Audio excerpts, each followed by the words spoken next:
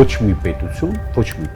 զոհաբերության չի գնա հանուն Հայաստանի ինքնիշխանության համապատասխան։ Եթե որևէ մեկին թվում է, որ այստեղ Շենգենյան վիզաների ազատականացման կանաչ լույս է տրվելու, չարաչար սխալվում է։ Չգնալ ընտրության նշանակելու վերարտադրել այս իշխանությունը։ Ում ուզում եք տվեք բացի այս իշխանությունը։ Բարև ձեզ հարգելի օստատիտողներ, Եվրոմեդիայի զրուցակիցը այսօր քաղաքագետ Genesis Armenia ուղեղային կենտրոնի տնօրեն Աբրահամ Գասպարյանն է։ Շնորհակալ եմ մեր հրավեր ընդունելու համար, պարոն Գասպարյան։ Պարոն Գասպարյան, առաջիկա այսպես ասած, բուռն սպասվող իրադարձությունը ԵՄ գագաթնաժողովն է, արդեն սկսել են պաշտոնյաների այցը Հայաստան։ Նախ ես ուզում եմ իմանալ, թե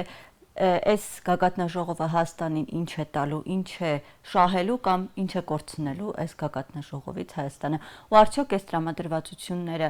ուռճացված են, այս սպասումները, թե իսկապես սա կարևոր ժողով է, որը կայանալու է Հայաստանում։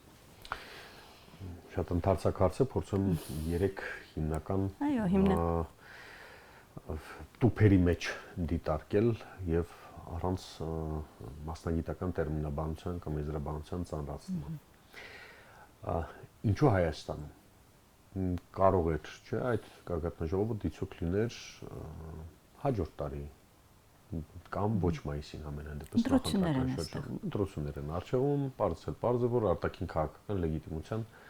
թուղթ է փորձում գործող իշխանությունը ապահովել եւ ցույց տալ, որ տեսեք Եվրամիություն մեզ աջակցում է։ Եվրամիության աջակցությունը շատ կարեւոր է եւ անհրաժեշտ է Հայաստանի համար, անխոս։ Բայց մենք պիտի հասկանանք, ինչ աջակցության մասին է խոսքը եւ ինչի դիմաց մենք այս ամբողջը պիտի անենք։ Եթե մեզ պիտի աջակցեն, որպեսզի խլված ինքնիշխանությունը ել ավելի տրորվի, որպեսզի Հայաստանի սուվերենիտետը մեկընդմիշտ զրոյացվի եւ Հայաստանը որևէ արտաքին քաղաքական լծակ չունենա իր խնդիրները իրականացնելու կամ խնդիրները լուծելու համար, ապա նման ինքնիշխանություն մենք տեսել ենք Խորհրդային Միության 70 տարիների ընթացքում կամ դրան հաջորդած հետանկախական շրջան։ Եթե Եվրամիությունը գալիս է որպեսի լրացուցիչ վասալային կարգավիճակով շնորհի Հայաստանի որպես վասալ խոսի իր հետ, ապա այն տրամադրվածությունը ընդհանրապես որ Եվրամիության շրջաններում կա եւ որոնց մասին ես տեղյակ եմ, որովհետեւ շփում ենք այդ քաղաքական գործիչների, գիտավերլուծական լուրջ ուղեղային կենտրոնների հետ, ապա ասեմ հետեւյալը, որ այն ինչ հիմա կա 30-35 տարի առաջվա իրավիճակն է, երբ արևմուտքում փորձում էին մեզ հետ որպես Հայաստան խոսել, որպես Ռուսաստանի վասալ։ Եվ հարց էին բարձրացում այդ ժամանակ, հայտնի բան էլ կա, որի մասին Իգոր Մուրադյանն էր խոսում լուսահոգի, երբ Զբիգնև Բիժեզինսկին, որը համարվում էր 70-ականներից ամերիկյան արտաքին քաղաքականության գլխավոր տեսաբաններից մեկը, ասել էր, եթե դուք Ռուսաստանի ազդեցության տակ եք, Ռուսաստանի վասալն եք, ինչ եք ուզում եք, մենք ձեզ հետ խոսենք անկախականի կամ ազատ լեզվով, ազատ մարդու լեզվով, չի լինում այդպես, այնքան ժամանակ, որ դուք վասալային հոգեբանությամբ եք։ Հիմա ինչ տարբերություն Ռուսաստանը չկա, Եվրամիությունն է այդպես վարվում, այսինքն խնդիրը Հայաստան պետության ինքնիշխանությունը ամբողջությամբ աճուրդի հանելու մասին է։ Ինչ են գալու ասեն, պաթետիկ շատ սիրուն խոսքեր, ժողովրդավարությունից սկսած, մինչև մարդու իրավունքներ, մինչև մենք ձեզ կաջակցենք, սա կանենք, դա կանենք, լավ, այդ ամբողջը հասկանալի։ Անվտանգության հարցում, որովհետև Հայաստանի թիվ 1 խնդիրը անվտանգությունն է։ Ունի Եմեն մեզ տալու երաշխիքներ անվտանգային։ Ոչ։ Եվրամիության պիկը։ Այստեղ դիտորդներ ունեն։ Հենց դա է ուզում ասել, որ դիտորդներից այն կողմ իրենք չեն անցնում եւ դիտորդական առաքելության մանդատը շնորհած կառույցը անվտանգության այնպիսի սահմանափակ մեխանիզմներ է դնում այդ մանդատի մեջ, որ ինքը որևէ հնարավորություն չի ունենում, պարզապես թղթի վրա գրված, որևէ հնարավորություն չի ունենում էսկալացիայի դեպքում ակտիվ կամ պրոակտիվ գործողություններ ձեռնարկելու։ Այսինքն այդ դիտորդական առաքելությունը ինչ պիտի անի, առավելագույնը պիտի զեկույցներ գրի պատրաստի եւ իրենց պետություններին ուղարկեն, ճիշտ այնպես ինչպես էմիսարներ այն ժամանակ 100 տարի առաջ ցեղասպանությունից առաջ իրենց դեսպանությունների միջոցով գրում էին, որ այսինչ գյուղում այսքան հայ կա, իրենց վիճակը սա է եւ այլն, եւ հետո տեսանք ցեղասպանության տարիներին ինչ եղավ։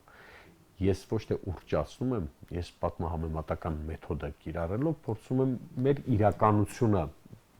հասկանալի դարձնել, որ մենք ինչի մասին ենք խոսում։ Եթե որևէ մեկին թվում է, որ այստեղ Շենգենյան վիզաների ազատականացման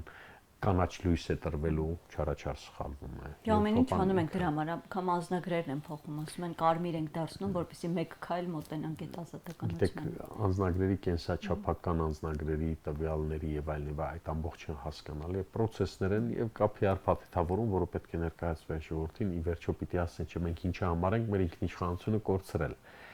Որպեսզի այդ big bubble-ի համոհոտով, հա, big bubble-ի հոտը սարի ծամոնից տարբերվում, տարբերությունը հենց դա է։ Իրենք պիտի այդպես մատուցեն, որ տեսեք, շատ լավն է, շատ փափուկ է, շատ հավես է, մենք գնում ենք դեպի Եվրոպա,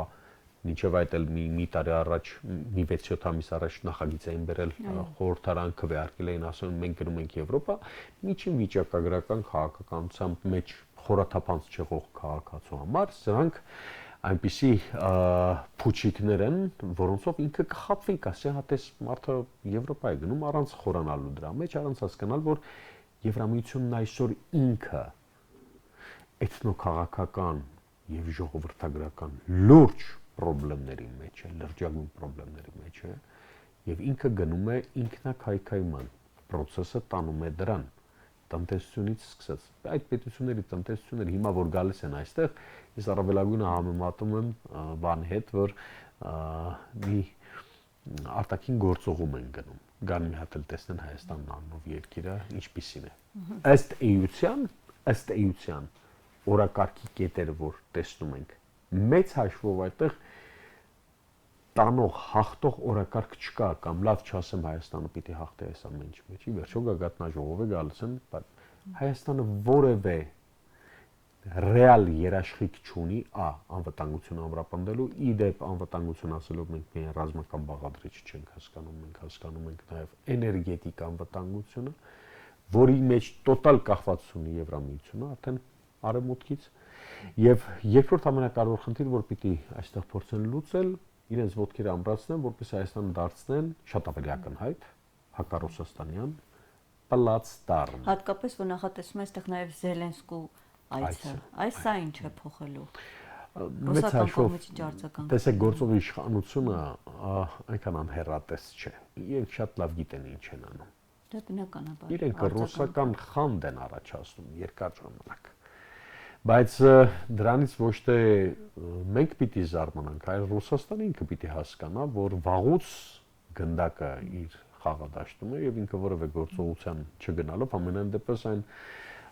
նարատիվները, որ Ռուսաստանից գալիս են, ամենևին չեն խոսում հայ ժողովրդի ազգային եւ ռազմավարական շահերը պաշտպանելու մասին, ինչը շատ մեծ խնդրեմ է։ Բայց հետևանքները հանրությունն է, չէ՞, կրում այսօր տեսնում ենք շատերի համար խնդիրներ են առաջանում, թե այնտեղ աշխատողների, թե արտահանման հետ կապված տնտեսական։ Որովհետև այս գործող իշխանությունը խնդիր ունի Եվրոպայի ներգրավական արևմուտքի, այսպես ասեմ, որովհետև արևմուտք որպես հավաքական միավոր գոյություն չունի։ Արևմուտքը բաժանված է, հիմա տեսնում ենք արդեն ՆԱՏՕ-ի կազմաքանդման process է ընթանում, հա։ Արևմուտքի, որի մեջ կա եւ Միացյալ Նահանգները եւ Եվրոպան, Միացյալ Նահանգները ներգրաված է պատերազմի մեջ Իրանի, թեև հիմա պատերազմական գործողությունները դադարեցված են մասնակիորեն բանակցությունների պատճառով, բայց մեծ հաշվով Միացյալ Նահանգները այստեղ խնդիր է փորձում լուծել։ Կարծեմ սպասվում է հանդիպում։ Այո։ Հիմա տեսեք, այս իշխանությունը ինչ անում, արևմուտքի ներգրավությունը ապահովելով փորձել Ռուսաստանից ավելի ինչ-որ շատ բաներ կորզել, հա, շատ պրիմիտիվ դիվանագիտական հնարք, որը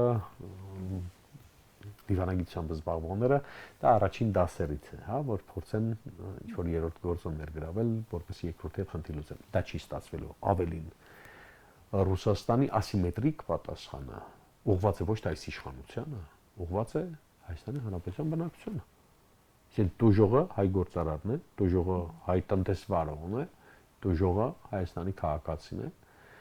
որի ի վերջո զգալու է այդ ամբողջը։ Հիմա չի զգում, հիմա մենք դեռ տակ ենք։ Դե բայց չէ, արդեն կան, որ մի շարք ապրանքներ օրինակ այնտեղ էլ չեն ընդունում հայկական, ես նկատի ունեմ թանկացումների շղթան։ Բաղ միսօր այդ ամբողջը ինչ են անել։ Բիզնեսը դուրս է բերելու իր փողերը մեծ հաշվով երկրից դեֆոլտի է գնալու մեր տնտեսությունը։ Որովհետև մենք ԵԱՏՄ անդամ պետություն լինելով հանդերձ չպահելով եւ միտումնավոր սրելով այդ բիզը, հա, եւ դու գործ ունես Ռուսաստանի հետ, դու գործ չունես Աֆրիկյան 1000-ներողություն ամենադժբախտ եւ թշվառ երկրի հետ, դու գործ ունես աշխարհի անվտանգային ճարտարապետությունը վիճարկող պետության հետ։ Եվ իր այդ քո քայլերը պետք է հաշվարկված լինեն։ Պետք է լինել անկեղծ, պետք է խոսել բաց, պետք է խոսել շատ ավելի ռացիոնալ, քան իռացիոնալ դաշտում այստեղ հակառուսական տրամադրություններ բորբոքել։ Ես տեսեք փոքր կալիբրի պաշտոնյաներ, որոնք իրենց հռչակել են պետության ժամանակական առանցքային պաշտոնների, հա, ներկայացուցիչներ ազգային ժողովի նախագահ, այլ իրենց կարող են թույլ տալ անխոհեմ հայտարարություններ, որոնք ավելի կլարեն վիճակը Հայաստան-Ռուսաստան միջպետական հարաբերություններում։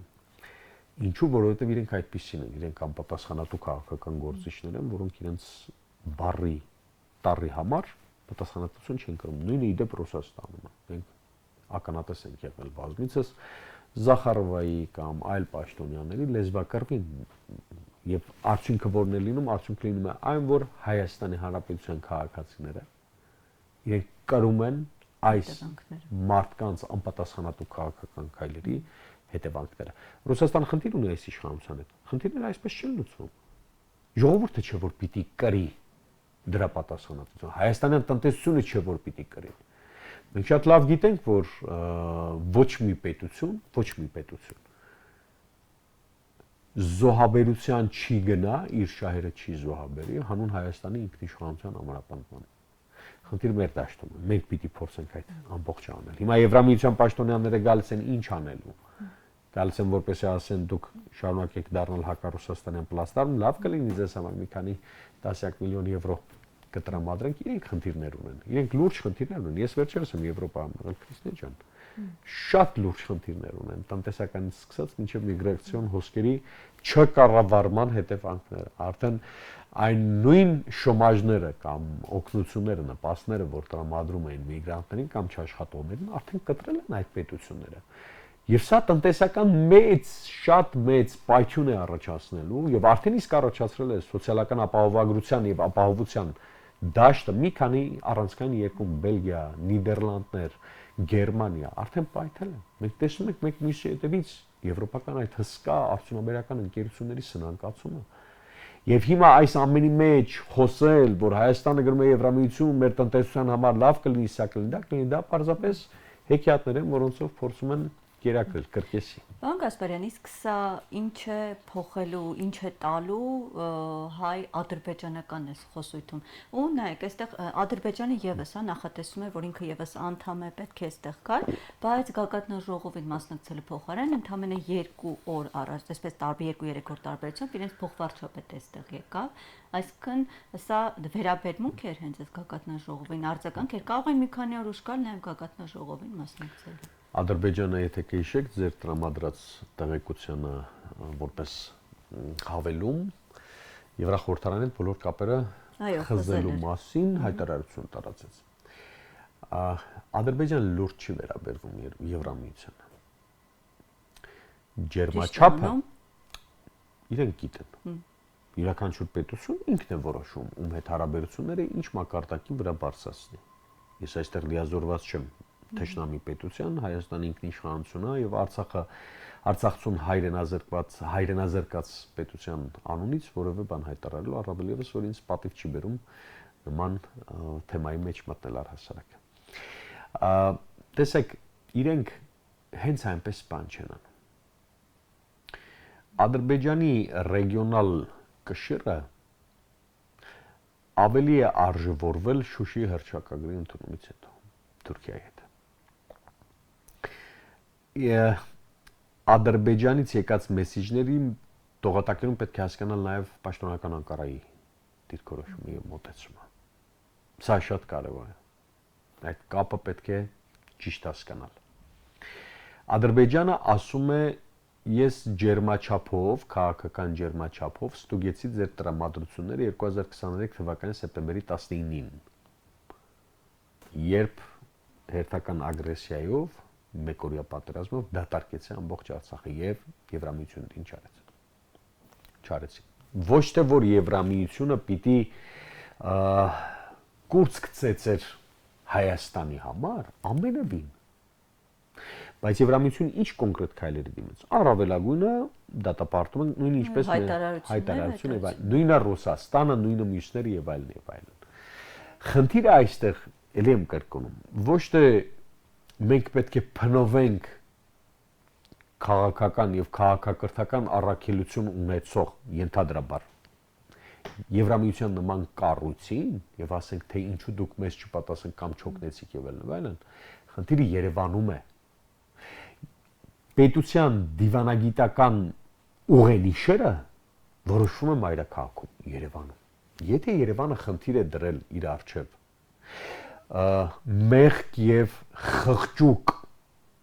խղճուկ նախարարների միջոցով հանրային հեռուստաընկերության պետբյուջեից ֆինանսավորվող, մեր հարկերից ֆինանսավորվող հանրային հեռուստաընկերության եթերում հայտարարել, որ էթնիկ տարը ինքը թող պաշտպանի իր եկեղեցու քանդման խնդիրը Ստեփանակերտի մայր եկեղեցու քանդման մասին խոսքով, ուրեմն ինչ ենք պահանջում ուսներից։ Ինչ պիտի պահանջենք մենք ուրիշից։ Մեր ժողովրդի ընդհանրապես մեր մտածողության ամենագլխավոր խնդիրը հենց այստեղ է, որ եթե դու քո դատի տերը չես, եթե դու կանգնում եւ իլուր աշխարհի հայտարարում ես, որ լավ են արել ադրբեջանցիք, որ այդ եկեղեցին քանդել են, իրենց տարածքն է, ինչ ուզեն կանեն։ Իրենք իրենց տարածքում գործողություն Եվ հետո ավելի թշվառական, ավելի գավրոշի հոգեվիճակով կանգնես եւ Արցվաշենի օրինակը բերես, թե այդտեղ Արցվաշենը վերադարձնենք, այդտեղի մզկիթները ինչ անել։ Դուք հասկանում եք, որ մեր խնդիրը Երևանում է։ Տխեղծ եւ ես ուրիշ բառեր չեմ ուզում գործածել։ Մեր խնդիրը թույլ տկար Բաքու-Անկարա տանդեմի քաղաքականությունը իրականացնող իշխանություն ունենք։ Մենք չպետք է մեղադրենք Եվրամիությանը, որ ինքը իր շահերն է հետապնդում այստեղ։ Եվրամիության մեծ առաքելություն, մեծ խնդիրը ի վերջո վերջին 40 տարում եղել է հակառուսաստանյան պլատֆորմեր ստեղծել եւ այդտեղ ակտիվ ներգրավվածություն ունենալը։ Դա այդ աշխարհակաղակական միավորի քաղաքական կամ գեոքաղաքական առաջնահերթությունն է։ Ռուսաստանը Կովկասում ունի այլ առաջնահերթություն։ Ռուսաստանը Կովկասում փորձում է Թուրքիայի վրա ավելի թանկ վաճառել այն ամենը, ինչ որ կա այստեղ process-ների։ Իրանը այլ առաջնահերթություն ունի Կովկասի հետ կապված։ Մենք տեսնում ենք, որ Կովկասի գոնե Հայաստանի հատվածը, գոնե Սյունիքի հատվածը ոչ թե քաղաքակրթությունների բախման, այլ քաղաքակրթությունների հանգույցի տեղ է։ Կովկասը, Հարավային Կովկասը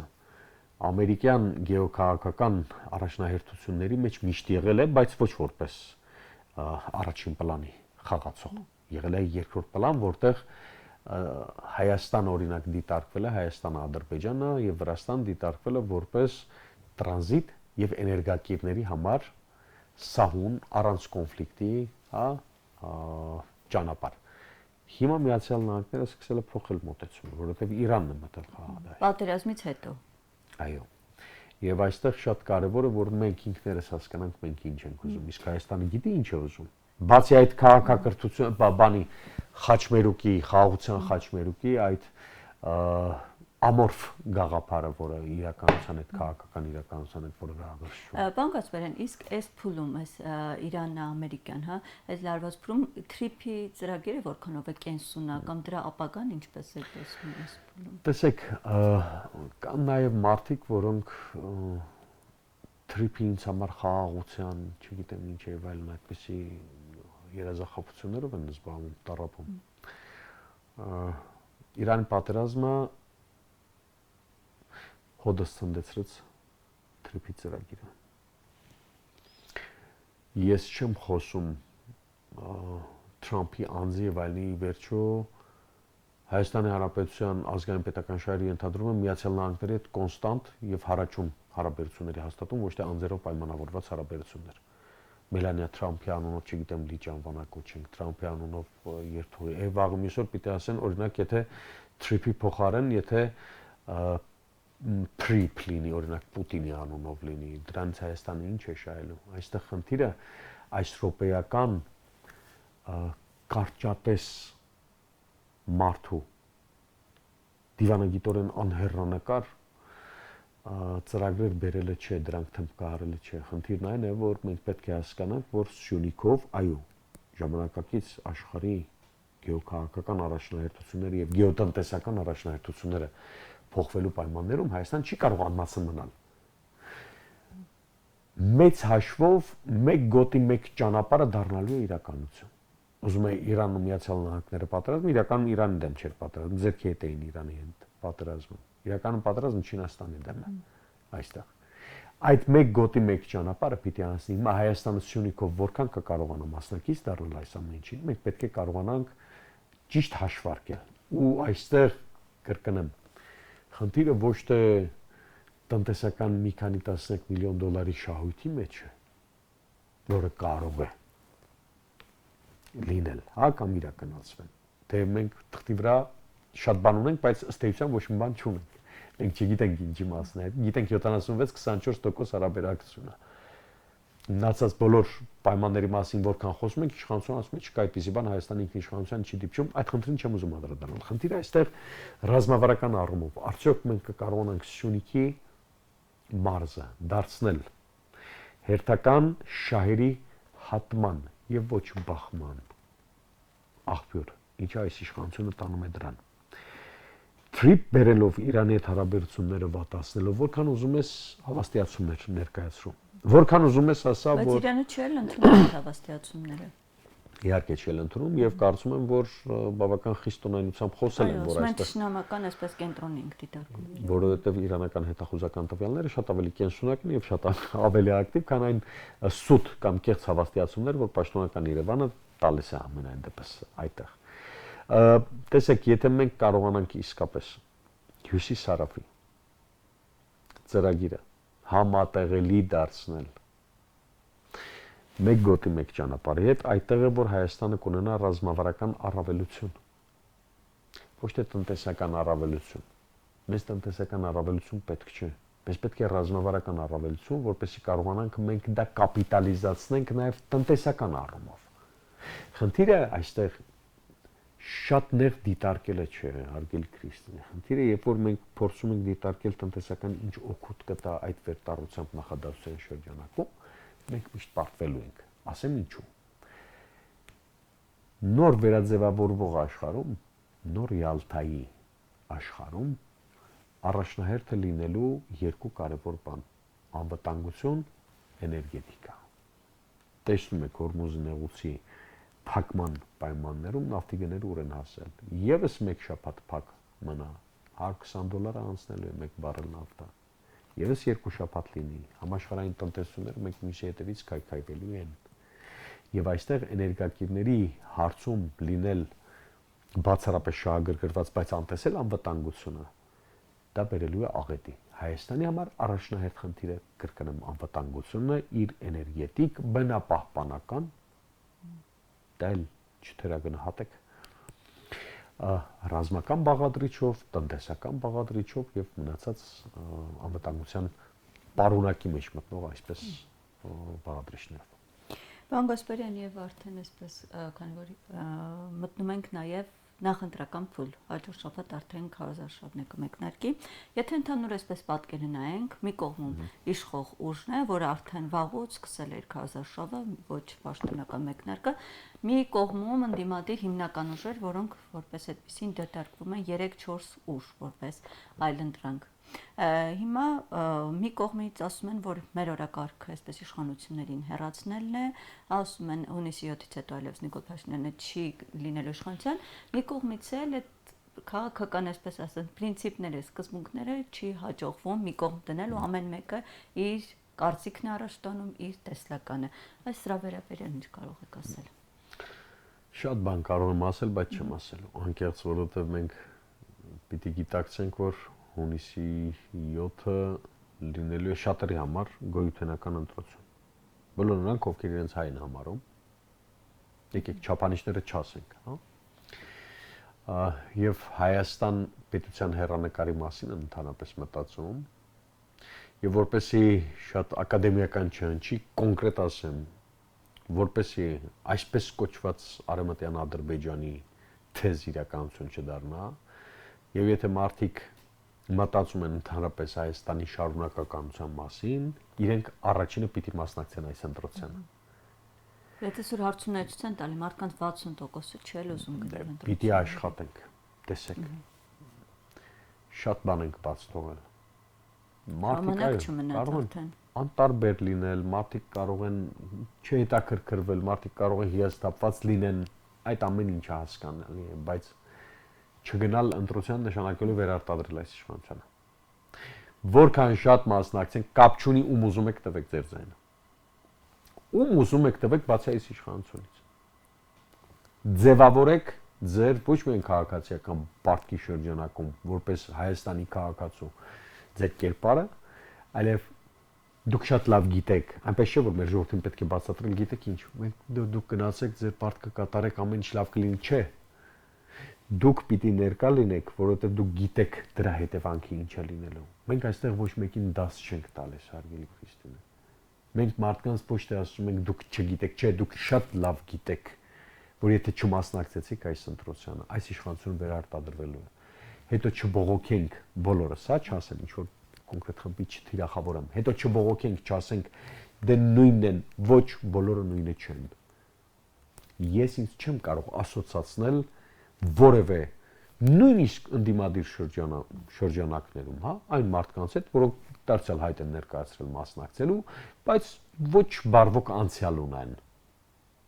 Կոռումպացված են եղել եւ այլն։ Բոլորը նույնը չեն։ Բայց այդ խնդիրը լուծելու համար առաջին հերթին մենք պիտի կարողանանք մարդկանց դեպասիվացիայի տանել։ Պասիվ մեր ընտրազանգվածին պետք է կարողանանք բերել ընտրատեղամասեր։ Դրանից հետո ում Պողոսին կընտրեն, Պետրոսին, Մարտիրոսին, դա իրենց հարցն է, իրենց որոշումն է, թող ծանոթանան ծրագրերին, թող ծանոթանան, չգիտեմ, սիմպաթիայով են ընտրում, գաղափարական ուղղվածություն են համարում առաջնային, դա հարցի մի կողմ է, բայց մենք պիտի դուրս գանք մեր բազմոցներից եւ գնանք ընտրատեղամասեր։ Եթե սա կարողանում ենք, ապա մնացած բոլոր ձեր նշած մտահոգությունների մասին այնքան կարելի է տարիներով խոսել, բայց արդյունքը լինելու է այն, որ մեզ զբաղեցնելու են այդ խոսույթով, իշխանությունն էլ առաջ է տանելու իր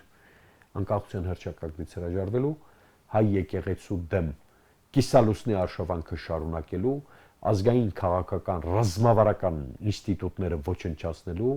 եւ խոսույթը փչացնելու մարդկանց մեր քաղաքացիների մոտ հուսահատություն եւ հիասթափություն առաջացնելու քաղաքականությունը։ Արդեն իդեպ բազմաթիվ բլոգերների միջոցով իրենք այդ քարոզը սրիկայաբար տանում են։ Բոլորին փորձելով հավասարության նշան դնել, բոլորի միջև որ ոչինչ էլ չի փոխվելու։ Ինչու, որովհետեւ եթե ընտրական մասնակցության թիվը քիչ է լինում, սրանց շանսերը վերարտադրվելու։ Պարոն Գասպարյան, եւ վերջում դուք ասել եք մասնակցելու եք ընտրությունների, բայց արդեն հրապարակված է 19 ուժերը, չկաք, դուք ինչու փոշմանեցիք, հետ կանգնեցիք։ Ես ABC մեդիային բացառիկ հարցազրույց եմ տվել, որտեղ անդրադարձել եմ այդ հիմնական պատճառներին, դա կլինի հաջորդ շաբաթ օգտվելով պարզապես ձեր հեռուստալսարանի հնարավորությունից, որտեղ մանրամասն ներկայացնում եմ, բայց ընդունելով ձեզ եւ հարգելով, ընդամենը երկու նախադասությամբ կասեմ շատ փակագծեր չբացելով։ Մենք նախաձեռնեցինք process եւ մեջը դրեցինք խոսք Genesis Armenia-ին վերաբերում երկար ժամանակ։ 4 պարամետր դրեցինք։ Ազգային, պետական, պետականամետ, առաջադեմ, պրոգրեսիվ եւ տեխնոկրատ մտածողություն ունեցող։ Տարբեր չափանիշների շուրջ համախմբվածությունը կայացավ, մենք բավական երկար ճանապարհ անցանք այդ իմաստով, բայց ազգային հարցերում ունենալով սկզբունքային լրջագույն հակասություններ այլ ուժերի հետ։ Այո։ Ես դադարեցրի այդ process-ը, որովհետև ես չեմ կարող ստորագրել որևէ բանի տակ, որը երբևէ կարող է հակասել Հայաստանի, Արցախի եւ հայ ժողովրդի ազգային պետական շահերին։ Գուցե նշեք որ ուժերը։ Ոչ։ Շնորհակալ եմ ձեզ զրույցի համար, պարոն Գասպարյան։ Հարգելի հեռուստադիտողներ, հիշեցնեմ, որ Եվրոմեդիայի զրուցակիցը այսօր քաղաքագետ Genesis Armenia ուղեղային կենտրոնի տնօրեն Աբրահամ Գասպարյանն է։ Շնորհակալ եմ հետևելու համար մեր եթերին, կհանդիպենք։